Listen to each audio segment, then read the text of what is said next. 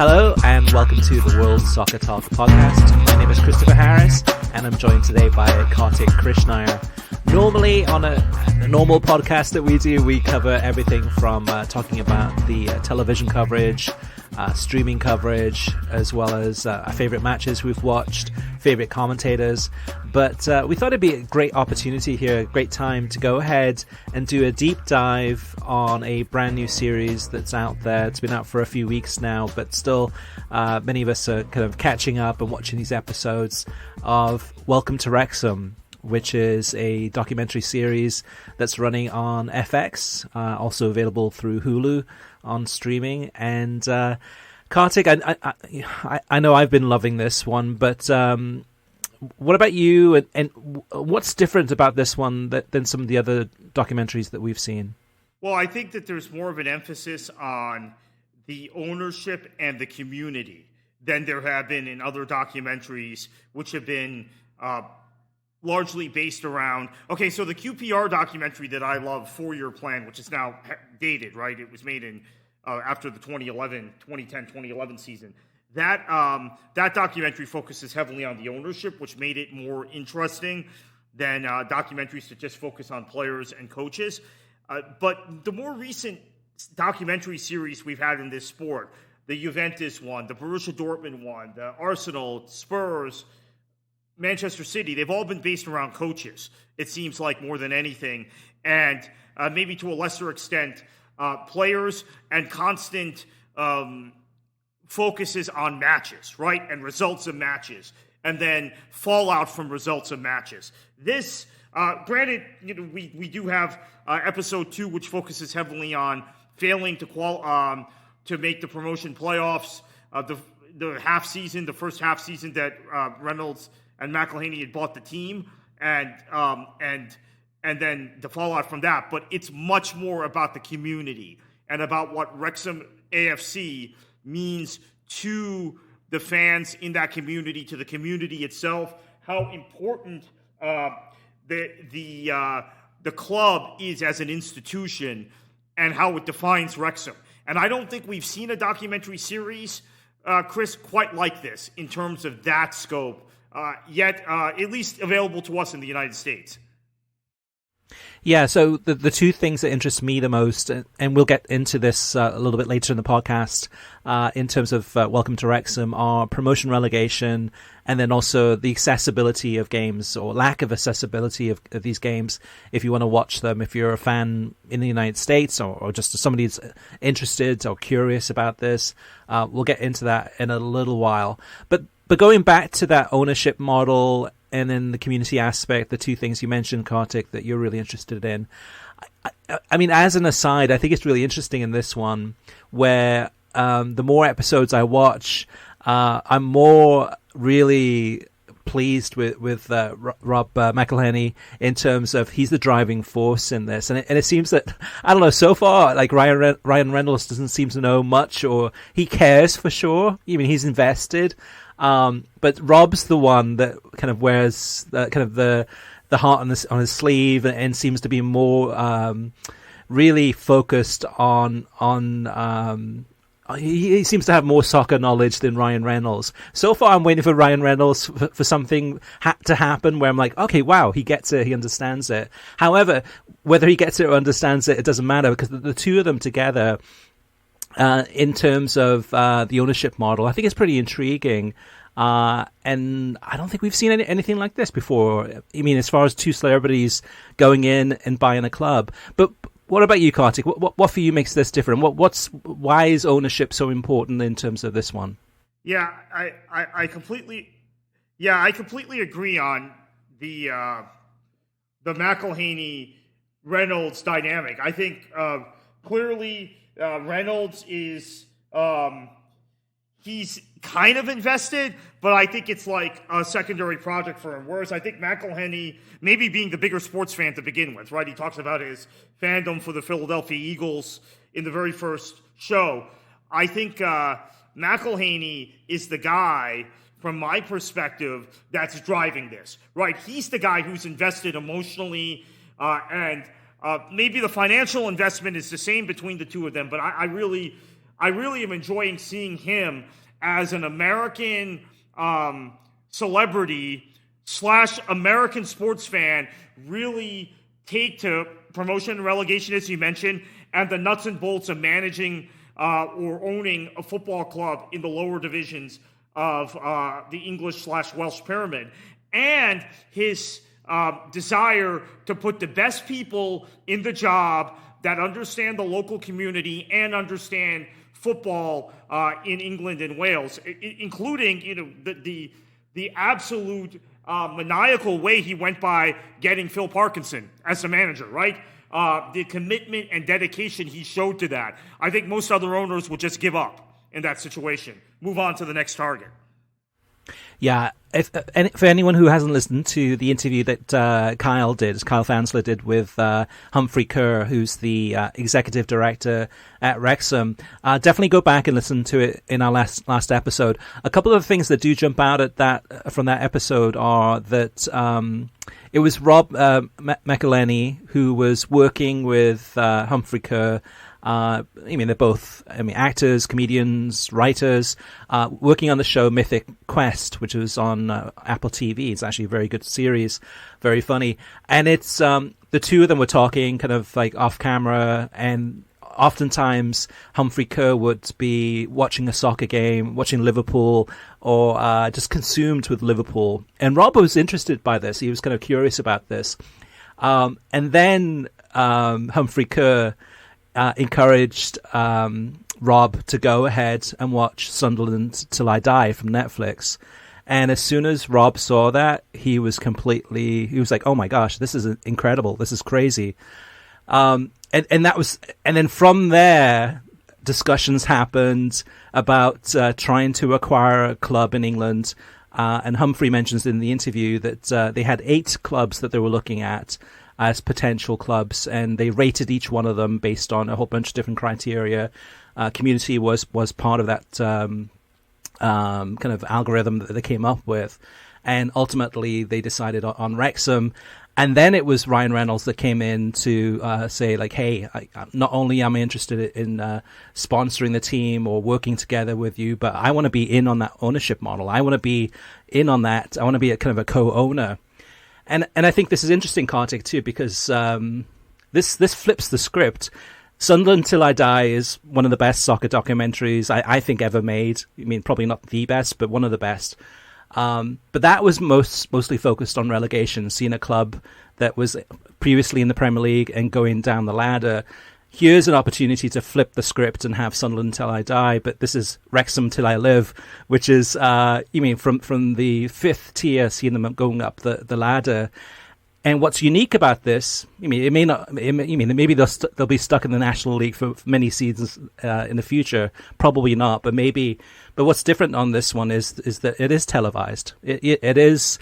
There's cameras wherever they go, so we will experience what it's like to go up the table rather than with Sunderland where it's going down the table, which is the agony. There's definitely agony with trying to get promoted too. But I just think it's a really unique story, and the way that they're going about it, I just love it. Yeah, I agree. And I think for me, the most compelling aspect of this is seeing the town.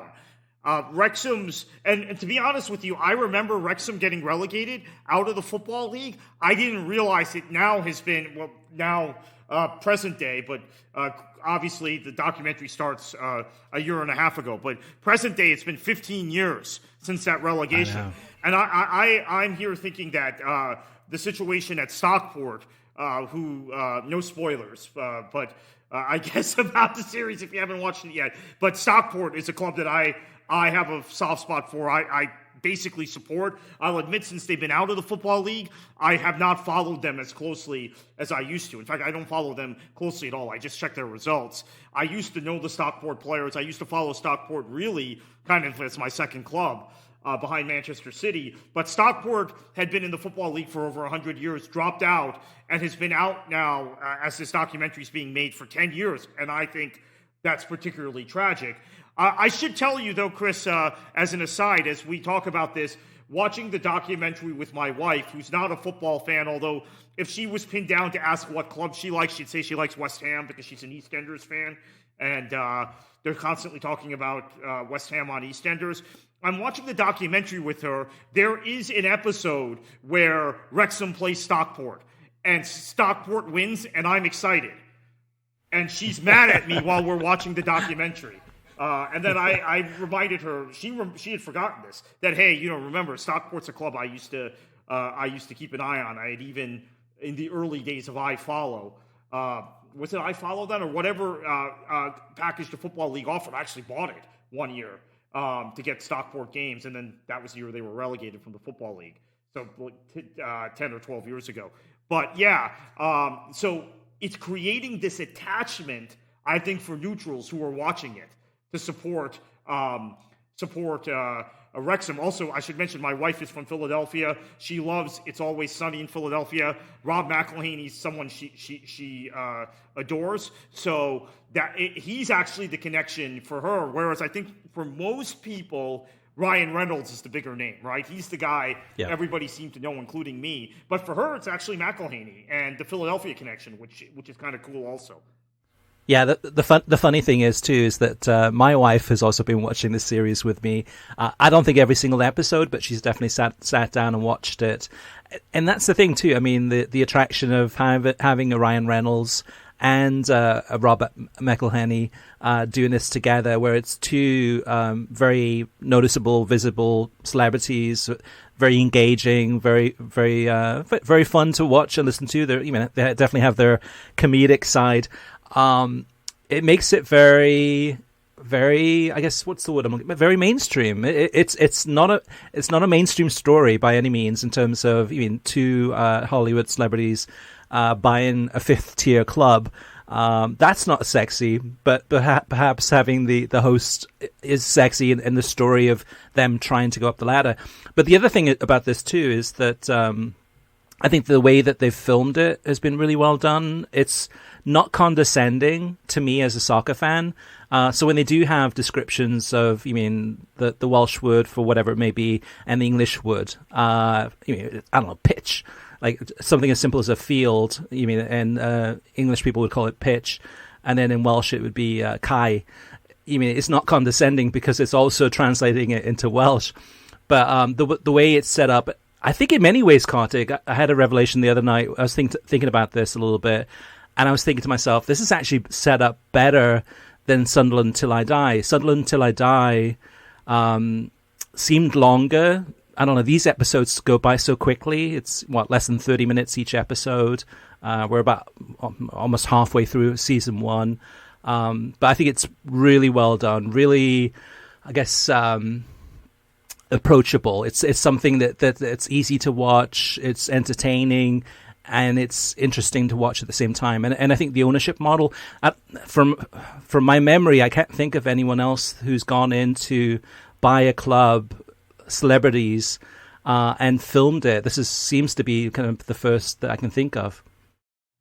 Yeah, I don't remember a situation like this before, where we've had celebrities go in. But this is part of the dynamic of the documentary. Is you have these two celebrities, and it's like, I think Ryan Reynolds is very loosey-goosey. I'm not saying he doesn't care, but he has a more humorous outlook, and there's the fun side of it. McElhenney now is like any owner who has bought a club, not because they're looking at it as an investment, but because they're looking at it as a passion. And he's living and dying, it feels like. Now, again, we've only seen 6 episodes. Season 1 is 15 episodes. But 6 episodes in, Chris, I feel like he's how we picture. Name another owner that was like that with a club. I know that there are a few. They're escaping me now, but that were so impulsively connected to their club that they were riding the wave every match day. Several owners like that in the past, but they tend to be local owners, right? They tend to not be celebrity owners. So that's what makes this very celebrity owners from across the Atlantic, which makes this very, very unique. At the heart of this, though, buyout of Wrexham, and everything that they do seems to be focused on the community. So they're very, very conscious of making sure they're making all the right moves, making sure that they're in discussions with the Wrexham Trust, the supporters, making sure this is the right decision, not only for them as owners, but also for the town and the club. And this part of it, I think, is the part that is the most endearing about Welcome to Wrexham, which is the whole community aspect. So you get to hear interviews and see interviews with the pub owner, the volunteer who then becomes in charge of the disability program for those disabled wanting to get access into the stadium and set that up, so on and so forth. Even the players part of that, I think, is really fascinating. Kartik, to me, is actually seeing where the players live. I mean, it's a fifth tier, it is professional. But seeing them, whether it's the one house where 5 of them are rooming together, or just the families, there are so many endearing characters in this story, and it's not characters as in actors. These are people that have lived and loved Wrexham for their lives, all of their lives. Either I mean, there's so many memories too. I'm thinking of the table of 3 women who have been Wrexham supporters for decades, going through all of the history of this club, where it almost went bankrupt, almost went out of existence, and them raising money, passing around the hat, trying to do things on a volunteer basis. This to me is what separates this even more so than Sunderland Till I Die. Sunderland Till I Die, we got a little bit of that kind of the away supporters, or watching the supporter listening to it on the radio, but you didn't get as much of a feel for what this means to the community as we do with Welcome to Wrexham. Yeah, I agree with that, and I also think a really important aspect of the club's history is discussed in episode, it was either episode 5 or episode 6, I can't remember, but where they talked about the previous ownership that wanted, because it's prime real estate, right? There's no land. And this is the case with a lot of historic English football grounds, that the race course was eyed for redevelopment, and there was a shady scheme to to transfer the ground away from the club and put it in the hands of a development company that got exposed. And I think they did such a great job of going back and getting the footage from that era and putting it together. But that was something that has plagued so many lower division clubs in England in recent years. And heck, that specific type of situation is why Bury went under. Right, in my opinion, and why Bolton was passed around and almost went out of business. Bolton, of course, was a Premier League club for much of their existence, for much of the Premier League era, and is a club that has spent more seasons in the top flight of English football than any other that has not won a title. That record used to be held by Leicester until a few seasons ago. Now it's held by Bolton. But Bolton almost went out of business. What is it now? 3 years ago? It's 2022, 2019, because of similar circumstances. So I think that is a really important story that was told, that maybe a lot of the audience didn't quite grasp how close that is to happening in many, many cases.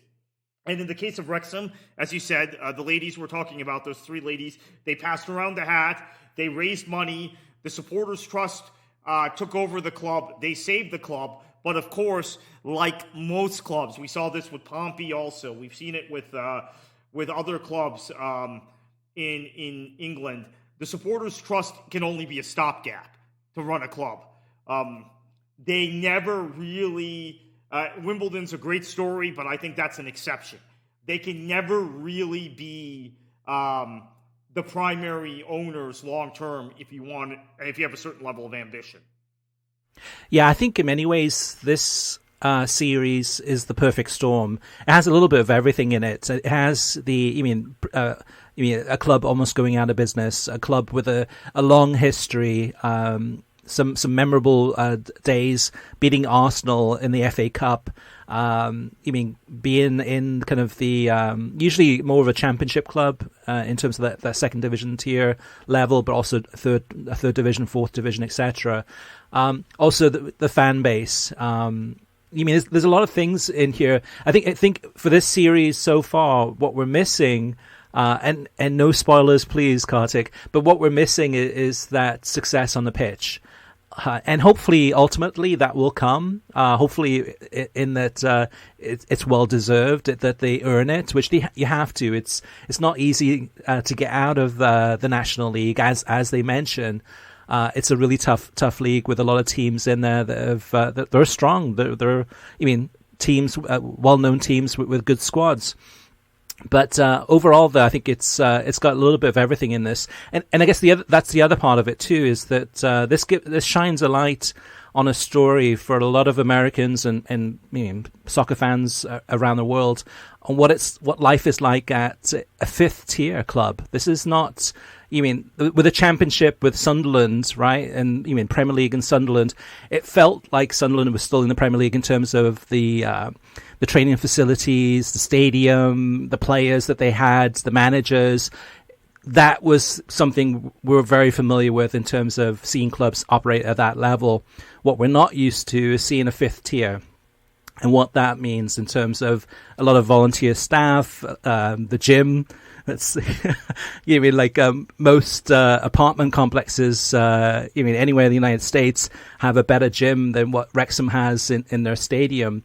So it gives us a kind of an understanding of that fifth tier and what life is like. And actually, if anything, if Wrexham's in terms of facilities would be much greater, much better than most fifth tier teams in terms of what they have with a stadium, which is the home of the oldest international stadium in the world in terms of playing international football. That's still, it's Wrexham's only stadium, and hopefully will always be their stadium. But yeah, there's so much to this documentary that is just really eye-opening for me, and I'm looking forward to every episode before it comes out for sure. The other aspect about this, Kartik, and I've kind of touched upon this too a little bit, is the whole promotion relegation, and with Sunderland Till I Die, which is really a relegation story and going through the agony and just the pain and depression of going down the ladder. You see kind of the anguish and pain on people's faces. This one is hope. For Wrexham, is that of course they've gone down the ladder, and like you said too, it's been 15 years since they got into the fifth tier. It doesn't seem that long. It seems like it's maybe like 5 or 10 years, but 15 years, that's a very long time. However, there's always the hope of promotion and what that brings. And I'm not sure if you saw this from a few weeks ago, but one of the reporters from The Athletic did an interview with Ryan Reynolds and Rob. And the first question out of his mouth, or the first thing he mentioned in the interview, is pro-rel is obviously a non-starter in this country. And when he says this country, he means the United States. And to me, I was like, when I heard that, I'm like, it made me stop and like, what? Did he just say that? Is that really what he said? And I'm like, oh my gosh, how do you start off an interview about a series that's talking about where promotion relegation is definitely a big factor, which is probably one of the reasons why, now that we've interviewed Humphrey Kerr, one of the reasons why Rob went ahead and bought the club with Ryan, with the hope of moving the team up the ladder. The United States, of course, is a different country. But did you see that, Kartik, in terms of that interview? And what's your thoughts about that? Is pro-rel obviously a non-starter in this country? I did not see the interview. I did see an interview the two of them did with GQ, which was kind of cool, where they were doing trivia based on Wrexham, right? And McElhenney won, right? It was a contest between the two of them. I think he won 10-7 or something. Although Reynolds knew more about the club and the town than I thought, given on the documentary it seems like McElhenney's the driving force. But Rob McElhenney knows the town cold now. Like, even trivia questions about the town, he was able to get. In terms of pro-rel, yeah, I know that's the narrative among conventional American sports media. They have some sort of aversion to even the conversation, and there is an acceptance of a model of sport in this country which is kind of insulated from competition from outside and competition within. And owners who make investments like that, and you always have these American fans and media come back at people like me who advocate promotion and relegation and say, well, look at how successful these American sports leagues are commercially. Look at how successful these American sports leagues are from a business standpoint.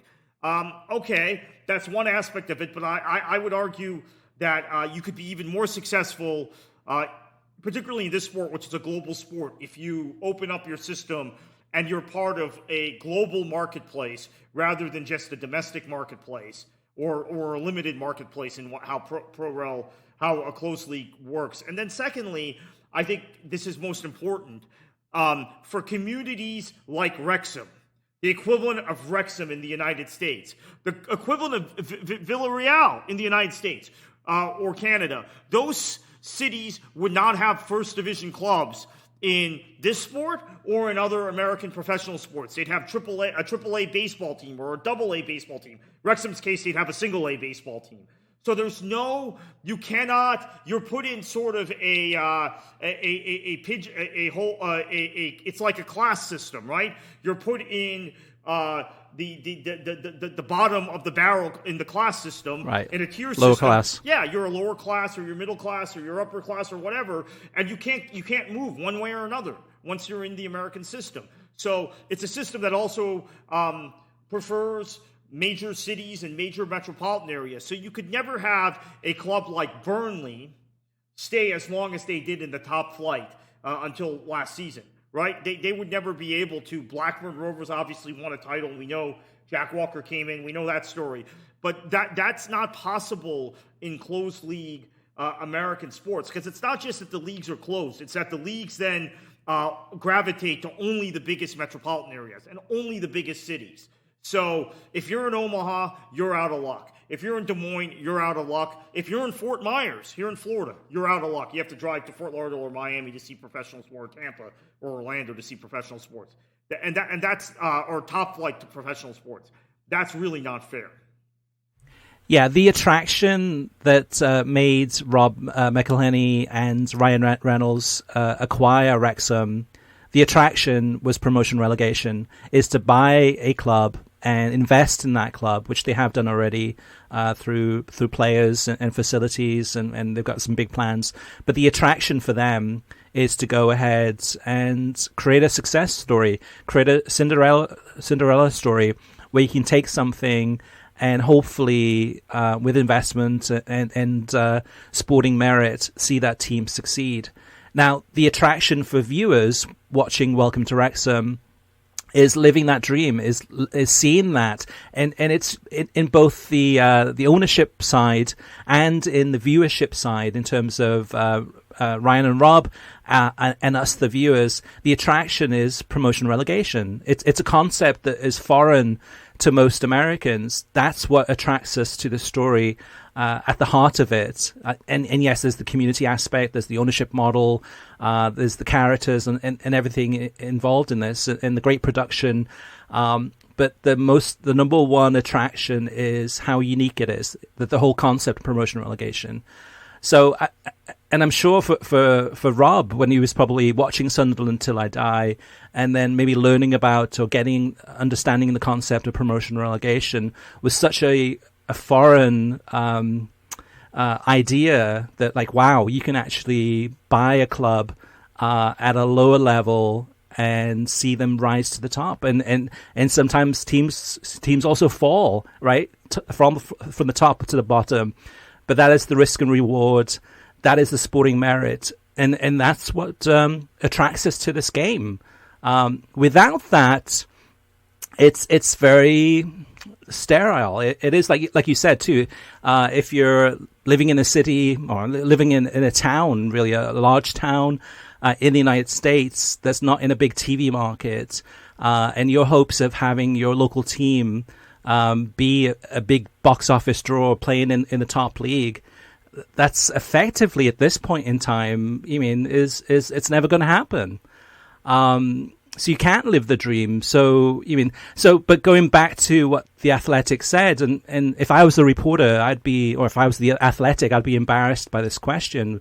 But him starting off the conversation by saying pro-rel is obviously a non-starter in this country, Don Garber must have been like kind of jumping up, saying like, "Wow, he did that better than I could have done in terms of defining that promotion relegation will never happen in this country."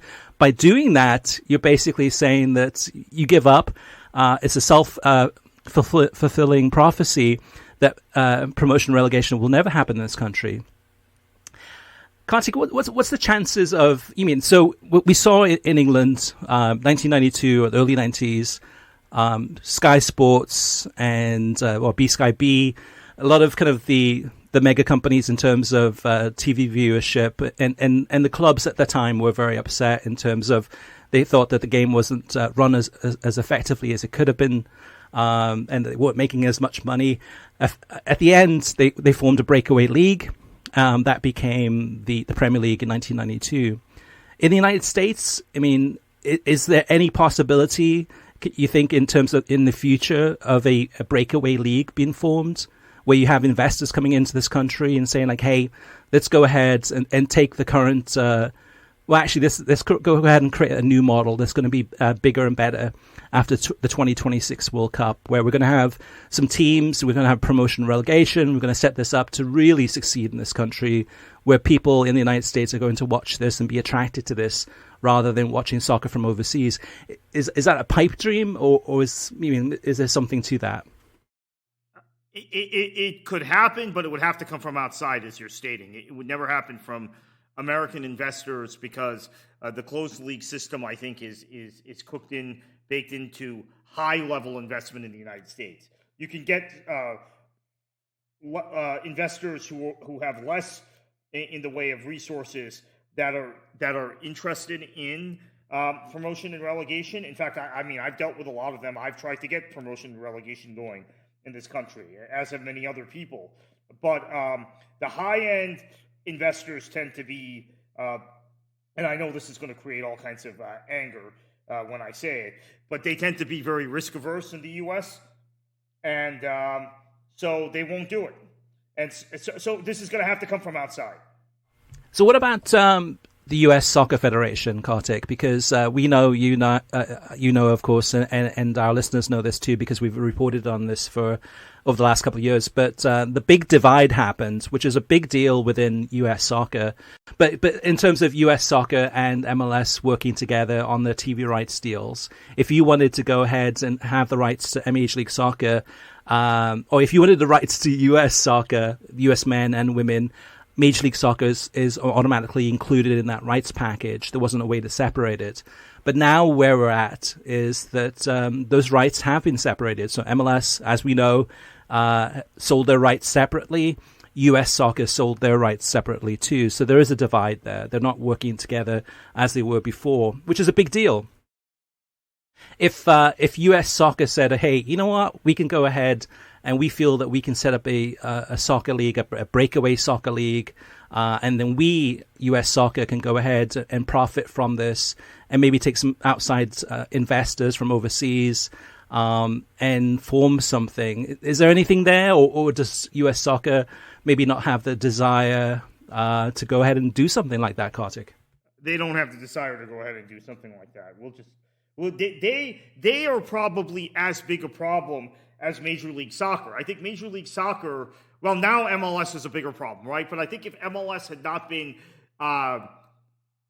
aided and abetted by the Federation, and there hadn't been these people in the Federation who were very hostile to promotion and relegation, let's say in 2004, 2005, that time period when MLS was struggling, and at the time USL, which was the second division, USL 1 as it was called then, it's now the equivalent of the USL Championship, had Seattle, had Vancouver, had Rochester, had a team in Toronto, had Portland, had all these kind of big places that ended up being the teams got directly pulled into MLS. Montreal Impact also.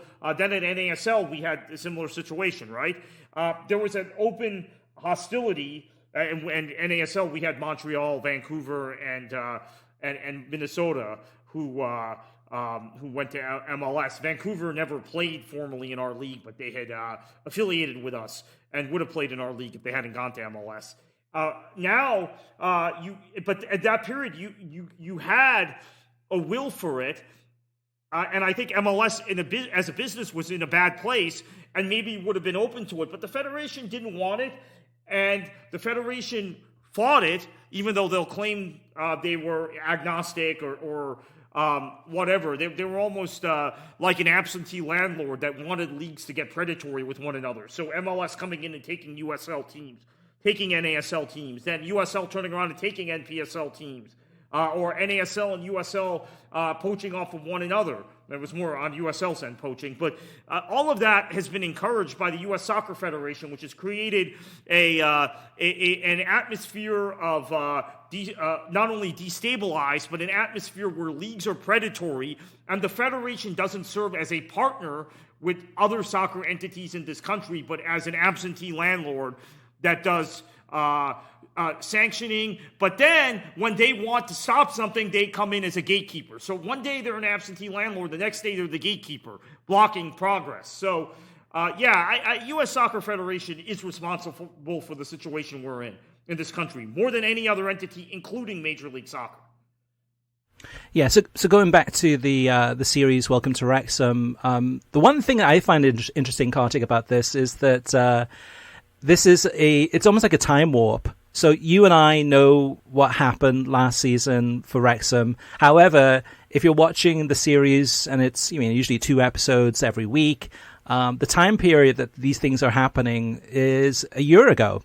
So you're going back 12 months. And for the most part, even if you're a hardcore soccer fan, it's impossible to stay on top of every club, and you probably may not know what happened to Wrexham last season. And no spoilers again.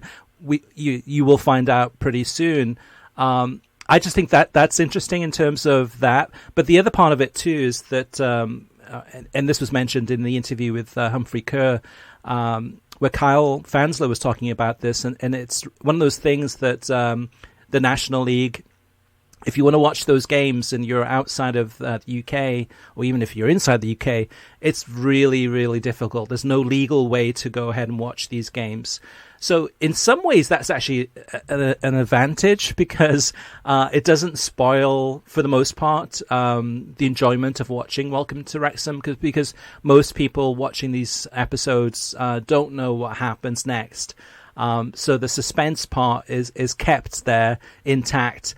And I think in some ways that if these games were more accessible and you could go ahead and watch Wrexham games week in, week out, in some ways, to a tiny degree, it would spoil Welcome to Wrexham.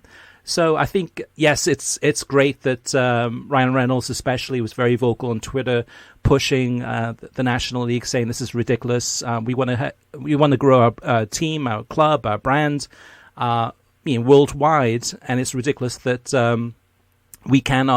that no one can go ahead and watch these games legally unless you're actually at the stadium. It's also partly BT's fault. Right. Yeah, and BT Sport, who are the rights holders to the National League, and I believe have a kind of a wrap-up show, kind of a highlights show that has footage from these different games.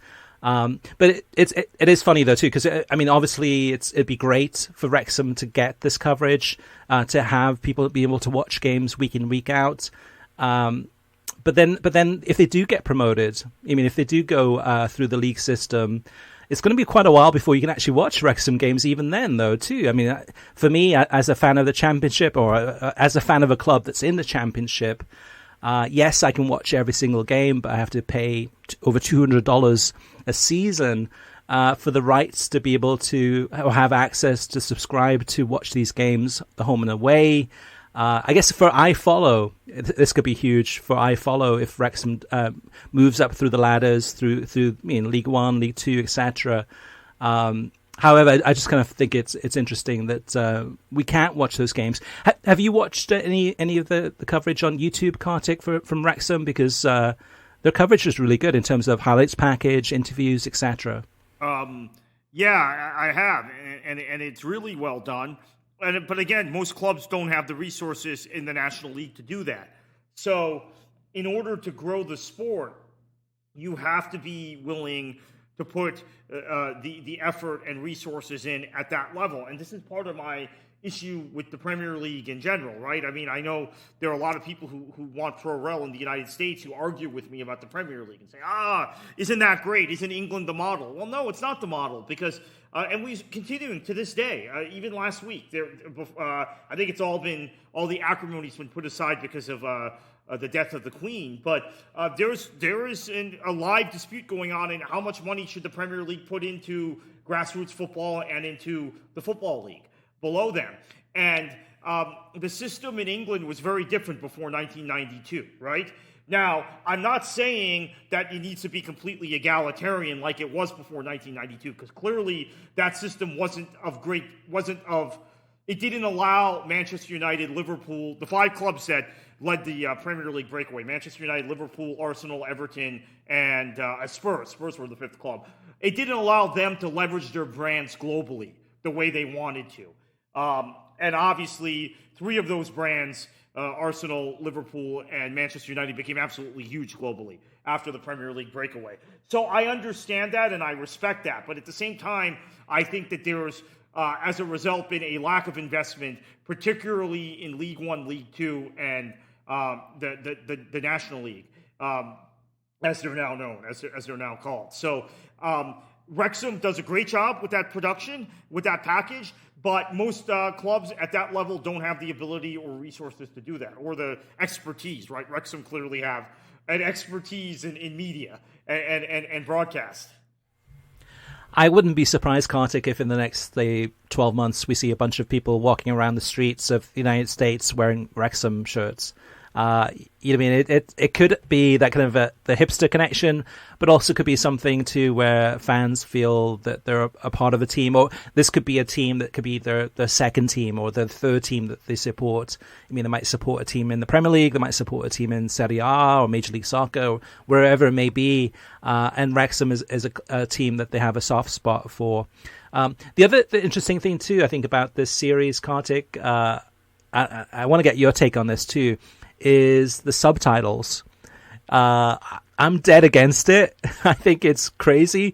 They're speaking English and the subtitles on the bottom of the screen, and they choose which subtitles to show and which ones not to show, because sometimes it could be somebody the person that's in charge of the Wrexham Supporters Trust. I don't think he has subtitles, but some of the other guys do. But I get it, though, too, because I think my wife and daughter, who've been watching some of the shows, too, like to have the subtitles on anyway when they're watching, no matter what it is. And I'm sure there's times where they can't understand what they're saying, but by reading it, it definitely completes the circle. What about at the Krishnaya house, Kartik? What's the feeling there? Yeah, like I said, my wife watches EastEnders, so she understands the Cockney accent, which is a kind of a gateway to understanding all these other accents. Yeah, I don't care for the subtitles. I don't mind having them, I guess. I didn't think that deeply about it, but I'm listening, right? I guess the subtitles, they enhance it, but if I didn't notice the selectivity that you noticed. I don't like that. I've noticed that too when I watch programs where either people from Scotland are interviewed or people from India are interviewed. So I watched British-made documentaries of India where some Indians, their subtitles, they're all speaking in English, but some Indians, their subtitles, some there aren't, depending on the depth or severity or however you want to say it, the harshness of the accent. And same thing with Scots. I've seen lots of programs where, although actually with Scots generally I do see subtitles, because maybe for American audiences and even some English audiences, it's difficult for them to understand. But I I picked up where I understand all of these accents pretty well. The Irish accent, the Scottish accent, Australian, New Zealand accent, Canadian accent, right? Even various dialects within the United States, right? There are different dialects. American English is not uniform, believe it or not. For some people may not realize that. So, I don't like, because I don't, either you do it universally or you don't do it at all. Yeah, welcome to Wrexham. I've noticed lots of promotion. So in terms of watching, whether it's Premier League matches or other content or other programming, I'm seeing a lot of ads for Welcome to Wrexham on television, which is a good sign.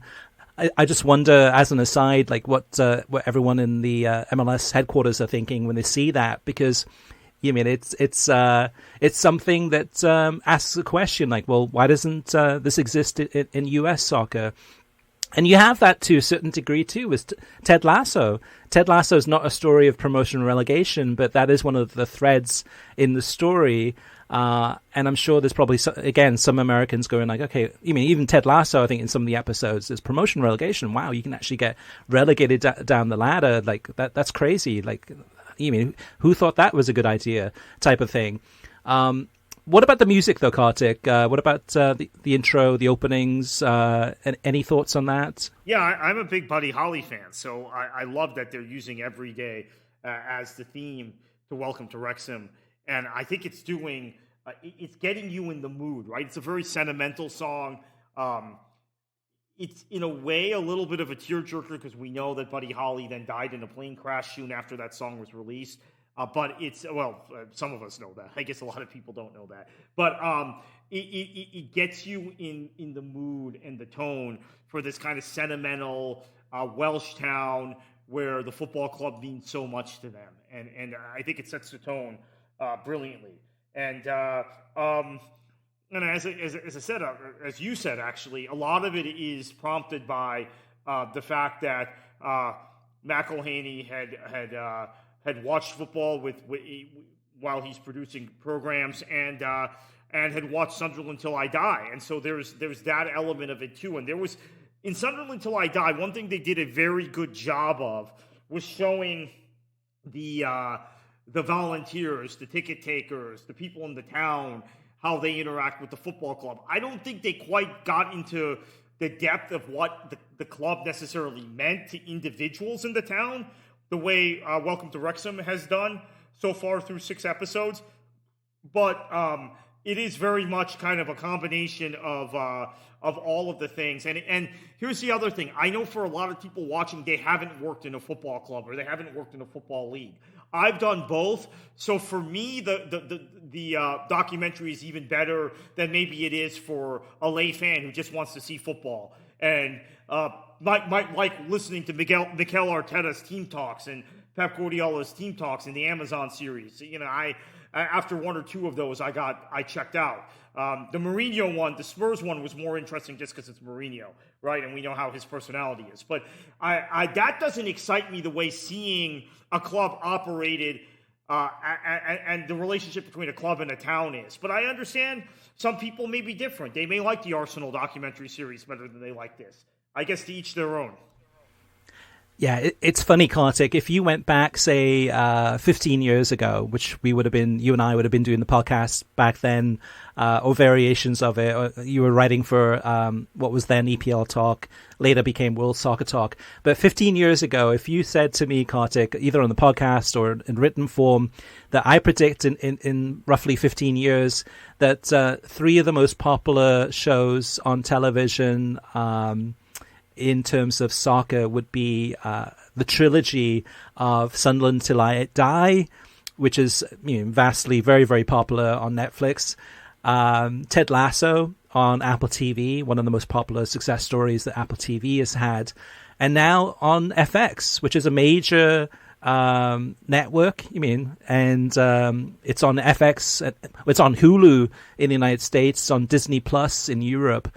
But and then Welcome to Wrexham.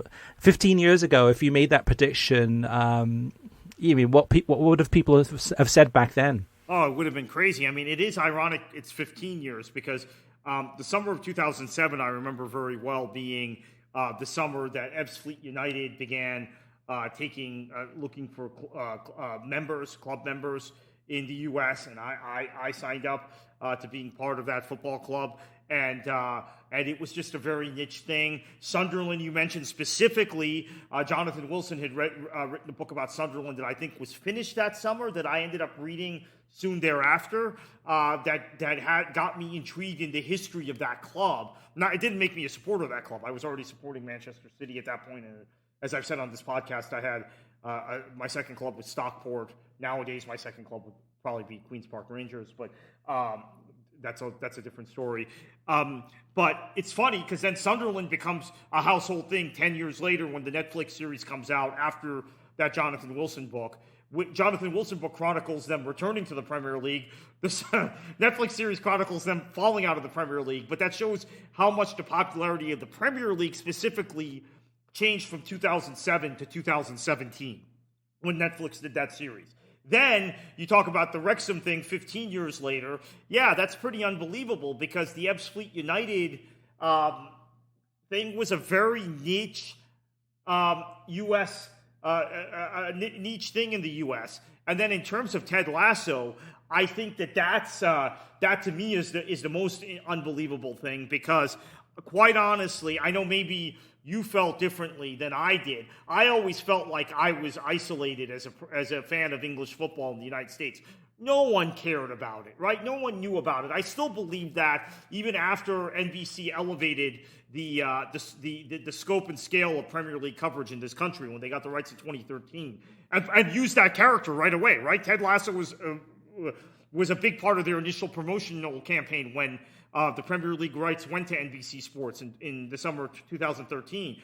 But the runaway success of that and the general awareness of the Premier League now among people who don't even watch the league, don't like soccer, don't follow soccer, is unbelievable.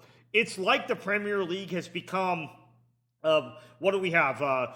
4 major professional sports leagues in the country outside of soccer, and then college sports and golf. It's like the Premier League is now in that conversation with all of those things, whereas it never was before. And it really it was getting there, but I think the show has put it over the top. So one last question, Kartik, and this will be our final one of this episode, but imagine, though, if you're a TV producer and you said to somebody who comes up with pitches and ideas, and you were supposed to, as the TV idea person, go to the producer and pitch a story, but pitch a story about American soccer. What angle, what story, what concept would be intriguing to a TV producer about American soccer? Is there anything within American soccer that would be a story that's worth telling, that would be as successful as Sunderland Till I Die, Ted Lasso, and Welcome to Wrexham? Well, ultimately, it's blocked by the fact you don't have promotion and relegation. But I think the story of Detroit City, of Chattanooga, of some lower division clubs where there have been major supporter involvement, supporter owned clubs, or Chattanooga has floated. Has floated and allowed people to buy a piece of the club. Those sorts of things are good stories to tell. And maybe another really good story to tell is how soccer has really grown on the grassroots level in these smaller towns around the country, and how you get fanatical support in places like Kingston, New York. But which is, by the way, the Hudson Valley, places like that. Those people in Kingston don't have to drive to New York City to enjoy a local club playing good high-level football in their community. But Kingston, the Stockade FC can never be promoted in this system up the ladder, which is a big bugaboo, right? I mean, imagine having Stockade play in the same league as a team from New York City or a team from Albany or some sort of rivalry like that. So that's ultimately what holds it back. So, Chris, if we were to tell a story like I'm pitching to a television executive, ultimately it would be, okay, here is the grassroots enthusiasm, here's the grassroots energy, but you can never have a Wrexham story or a Sunderland story ultimately because there's no promotion and relegation. So that's the problem. So you're telling a story that's similar, but then there's a cap on how good the story can be and how the story can evolve from season to season. Yeah, there's no treasure at the end of the journey on that one, right? It does hit a roadblock, a dead end, and then the story ends, and then it's like, okay, well, I mean, the only exception would be unless you get an investor. So Nashville, I'll be frank about this. So this is maybe something that does sort of debunk my theory, but then at the same time it confirms it. Nashville was a supporters-owned club, right? It was a supporter-driven effort. It was a club that was started by supporters that then kept, as they changed leagues and they moved up the ladder, they had to attract investors. And then eventually the supporters were not part of the ownership and management structure anymore, and now they're at MLS. So it can happen in a way you could get one of these non-league clubs, which is what Nashville started out as.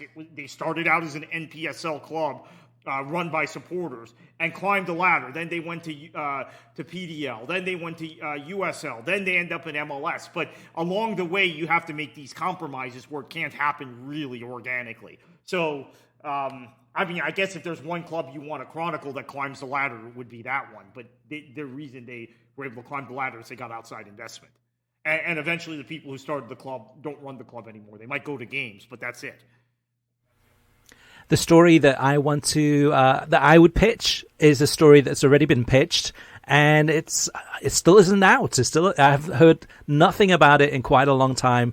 But that's the story about Chuck Blatter and what happened with him and his life story and all of the corruption and what people knew and the inside deals that were done within FIFA and CONCACAF. And it was supposed to be starring Will Ferrell. It was supposed to be an HBO movie. I think Ben Affleck was producing it, and that's been a few years now, and we haven't heard anything more about that. So, I mean, it's based on a really good book, but in terms of the motion picture or a TV series, it hasn't appeared yet. But that would be my pitch. So there you go. I think you just nailed it. So I gave all these kind of long explanations as to U.S. Soccer Federation, why we don't have pro-rel, et cetera, the rationalization and justification by American sports journalists.